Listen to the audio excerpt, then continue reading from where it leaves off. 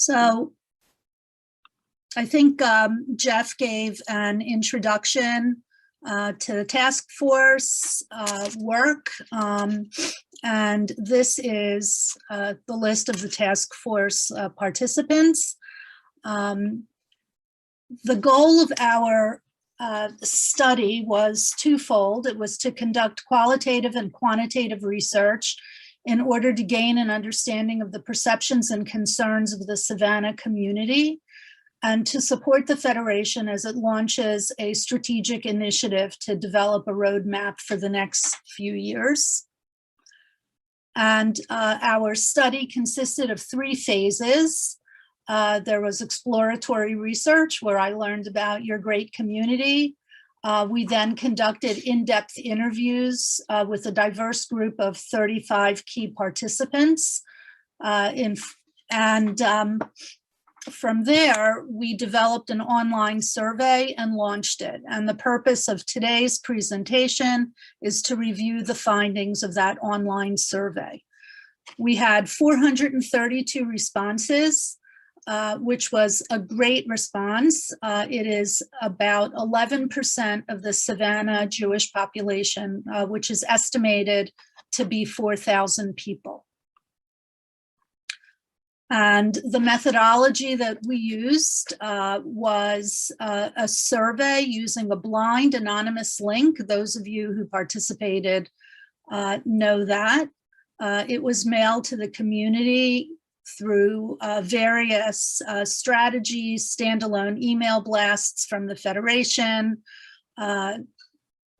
email blasts from Mikveh Israel and Agudath Achim, emails to various groups such as the board, the JEA board, PJ Library, and so forth, individual outreach to contacts, and Facebook posts.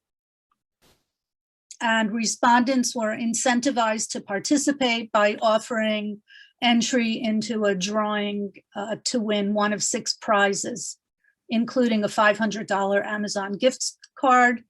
And we had 142 respondents enter the drawing. So I do want to note that it was a relatively long survey, 32 questions with multiple matrices. We had hundreds and hundreds of data points. This was an opt-in survey, meaning when the link was opened by someone, they decided whether they wanted to participate in the survey. Usually what we see is that participants in opt-in surveys are strongly engaged in the community and somewhat engaged in the community. That's largely who we have among our participants. And those who aren't engaged in the community don't always feel that they want to share their voice. So this is not a representative sample of your community. Rather, it is a reliable sample of those who are strongly engaged and somewhat engaged. And we do know from the survey findings that nearly 80% of the respondents feel very much or somewhat a part of the Jewish community. So we do know that they fall into the top 2 tiers of the pyramid here. So in terms of who responded, all of the participants are 18 years old and older. In fact, if someone younger than 18 opened the survey and tried to complete it, they were disqualified when they said they were under 18. 95% of respondents reported that there's an adult in the household who considers themselves Jewish or partially Jewish. Again, the 5% who did not report that were disqualified and thanked for their participation. 62% of the respondents are female. Respondents skew older, with more than half being 65 or older. And respondents are fairly active in the community.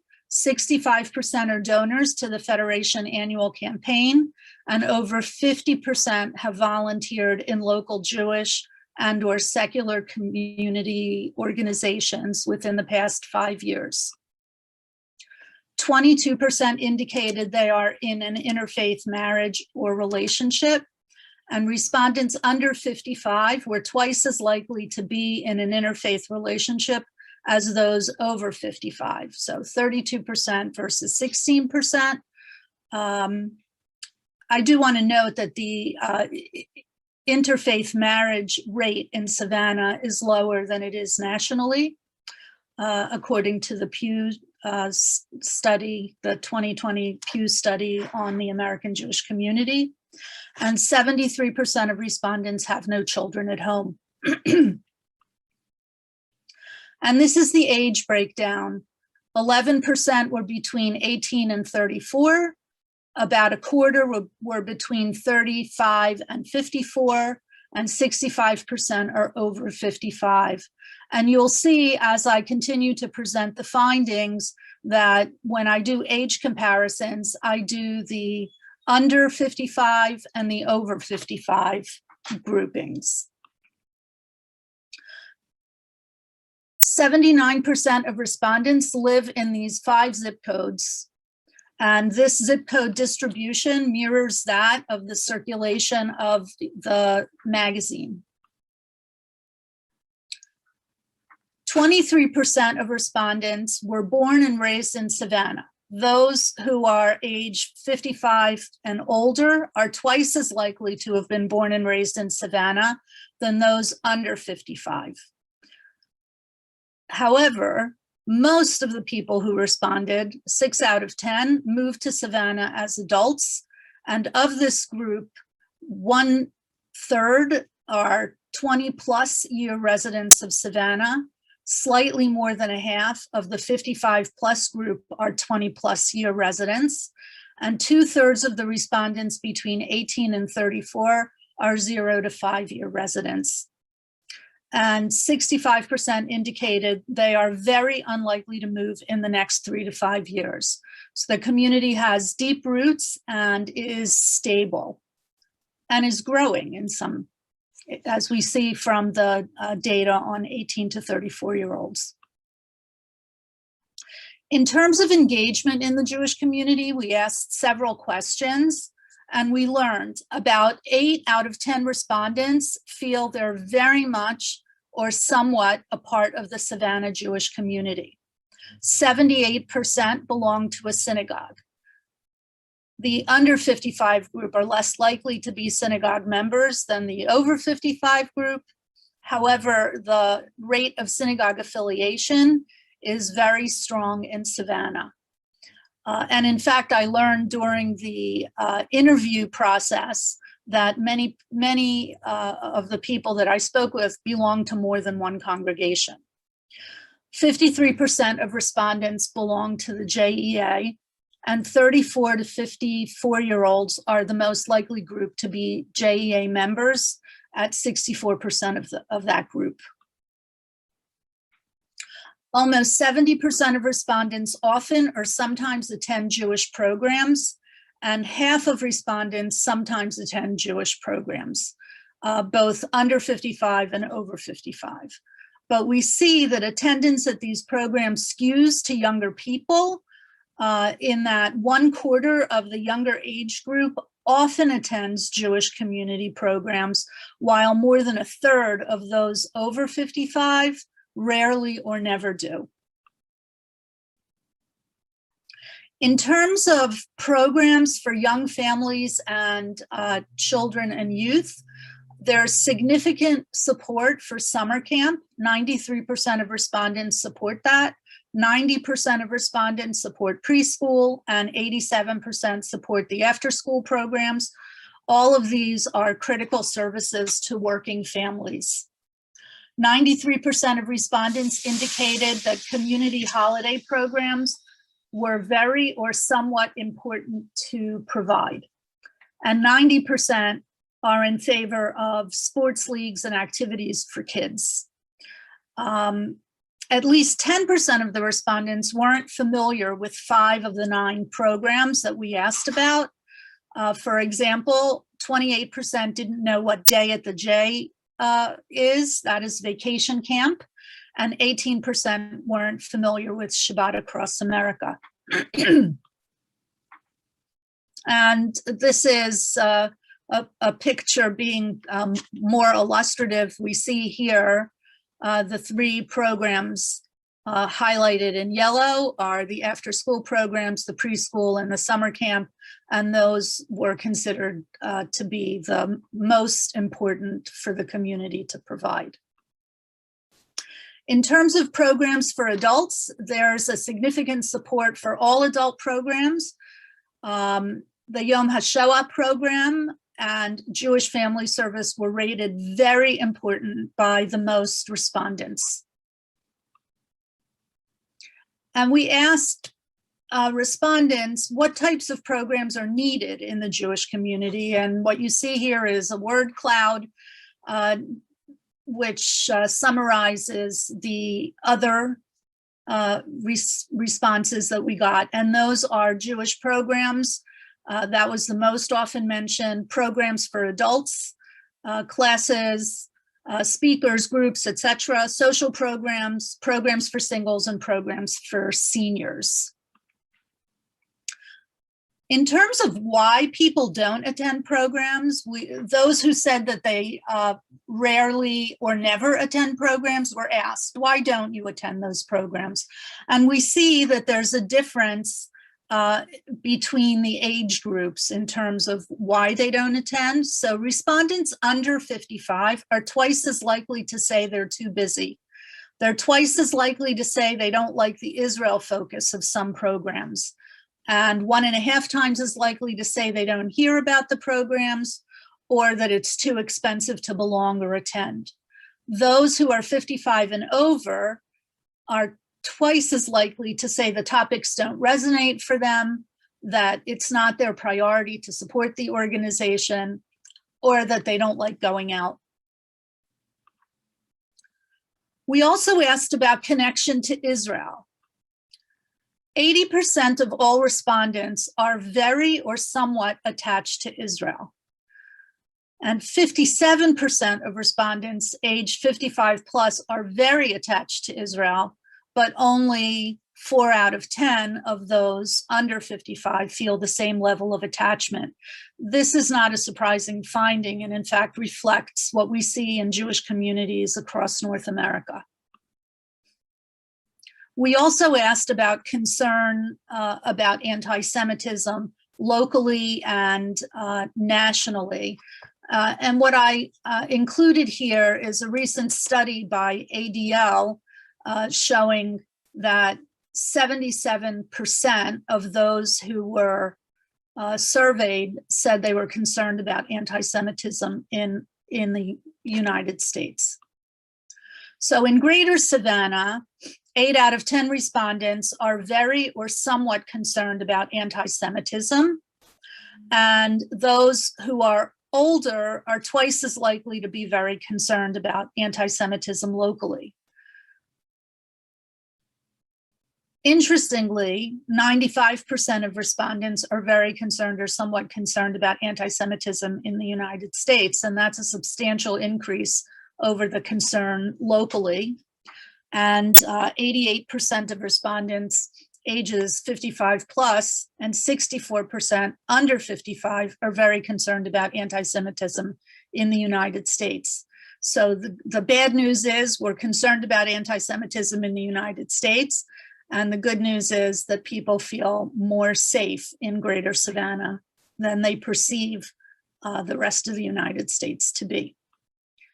And we see on these two charts, this being the Greater Savannah chart, and here the US, you could see in terms of very much concerned what the difference is. I think it's pretty stark. We also asked about the perceptions of respondents about the Savannah Jewish Federation.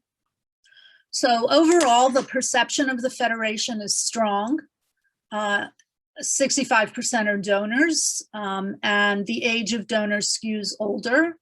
But you do have more than 40% of those under 55 who responded made contributions. We asked the question, how does Federation add value? And 70% feel that Federation adds value to a great extent as a fundraiser, 65% in conducting outreach to the Jewish community, and more than half in fostering connection between Israel and global Jewry, fostering a cohesive Jewish community locally, and adding value as a grant maker. Less than half feel that Federation is somewhat effective in its outreach to the general community. And I'll speak more about that when I get to the recommendations section. We also asked, what should Federation fund? And there's almost unanimous support for funding local Jewish education and engagement, 98%. It's a remarkable level of support. And local human service needs, 93%. Again, very strong level of support. And while 81% rated Israel and global Jewry needs very or moderately important, the chart actually shows that respondents aren't supportive to a high level of Federation funding those areas. And so you see here, it's very important. I looked at these two figures, very important and moderately important for local Jewish education and engagement. Again, almost everyone for local human service needs, but you can see that we have less support overall for Israel and global Jewry needs.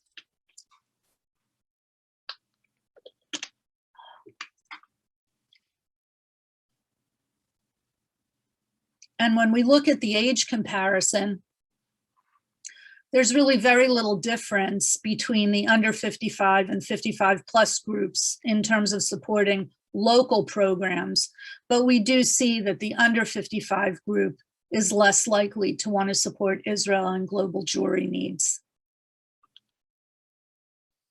We also asked several questions about leadership and volunteerism. And I have to say, I'm very impressed with the responses of the community in this area. Approximately half indicated that in the last several years, they volunteered in a leadership capacity in a Jewish or secular organization. Respondents under 55 were just as likely to have served on a board as those in the older group. And respondents most often volunteered at their synagogue, Federation, or JEA.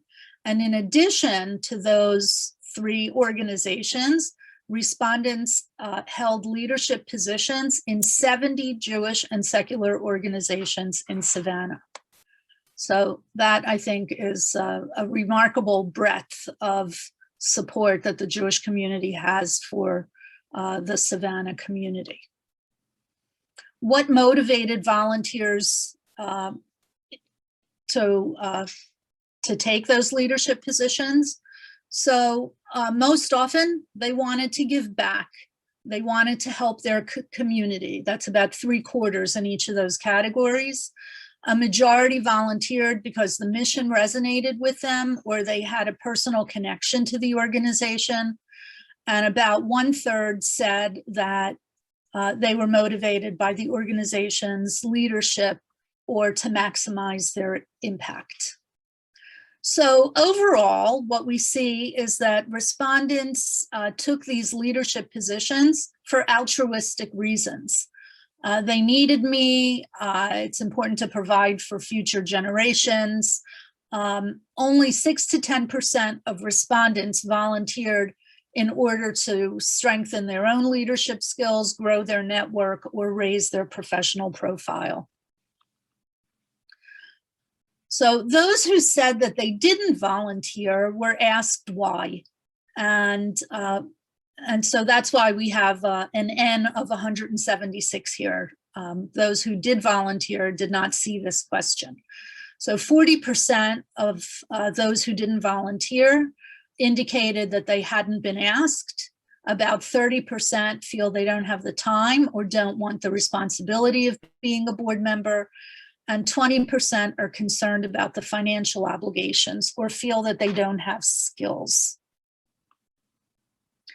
And in terms of the difference between the two age groups, 59% of respondents under 55 report they don't have time, as compared to 14% of those 55 and over. So it's those who are 55 and under are 4 times as likely to say they don't have time. 33% of respondents under 55 don't want the responsibility, and 48% of those under 55 said they hadn't been asked. Again, it's approximately the same number as we saw in the previous slide. 22% stated they are concerned about the financial responsibility. At the end of the survey, we gave respondents an opportunity to write in some feedback, suggestions, and the suggestions fall into several categories. I'll go over those quickly. 82 respondents provided those suggestions. So that was about 20% of the total respondents. And 1/3 of those people provided suggestions about programming, various types of programming, such as offer programs for the adult community. There is a feeling in the community that programming has swung to the young, and that those who don't have children at home would like to see some programming targeted at them, some more programming targeted at them. There's a desire for more Jewish programs, for promoting collaboration with and between the synagogues, and suggestions to offer interfaith programming, transportation to some programs, and increased Israel programming. There were many suggestions about creating unity in the community, being an inclusive community. There was a desire expressed by quite a number of people to renew the Community Relations Committee in order to combat anti-Semitism and anti-Israel feelings. There were suggestions regarding the JEA about expanding the hours of the JEA and upgrading the building. And structural changes and leadership development comments. There were people who said, merge the Federation and the JEA, clarify the relationship between the two organizations. During the interview process, there were just as many people promoting a potential merger as wanting the organizations to remain separate entities. And there were suggestions to broaden and strengthen leadership opportunities, to conduct outreach and have a welcoming culture, and to have more communications from Federation and JEA, more PR for both organizations. And then there were several suggestions regarding Federation grant making. And that is the findings of the survey. I can take some questions now if there are any. I'll stop sharing my screen at this moment.